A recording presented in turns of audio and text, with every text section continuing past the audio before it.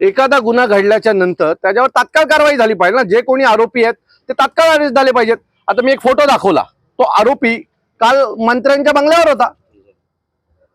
जर आरोपी मंत्र्यांच्या बंगल्यावर होता, मग पोलिसांनी काही डोळे बंद केलेत का? की महाडमध्ये पोलिसांची भीती संपलेली आहे। हा बघा, हा कालचा फोटो आहे, हे बघा। कार्यक्रमात हे कसे काय येऊ शकतात? म्हणजे महाडमध्ये पोलिसांची भीती नाहीये का?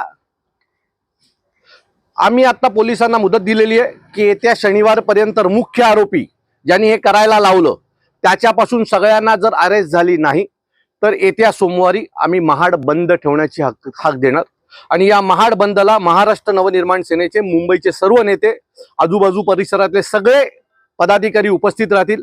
इथले उबाटाचे सगळे पदाधिकारी उपस्थित राहणार आहेत। मला वाटतं अनेक इथल्या सामाजिक संस्थांनी कालपासून मला कॉल केलेले आहेत की यांची गुन्हेगारी इथे प्रचंड मोठ्या प्रमाणात वाढत चाललेली आहे। सो या सगळ्या गोष्टीला जर उत्तर द्यायचं असेल आणि गुन्हेगारी खपवून घ्यायची नाही हे जर महाडकरांना दाखवून द्यायचं असेल तर सोमवारी होणाऱ्या आमच्या महाड बंद मध्ये या सर्वांनी सहभागी होणं गरजेचं आहे। मी महाडमधल्या सर्व व्यापाऱ्यांना आणि सर्व लोकांना विनंती करतो की सोमवारी होणाऱ्या आमच्या बंद मध्ये तुम्ही सगळे सामील व्हा।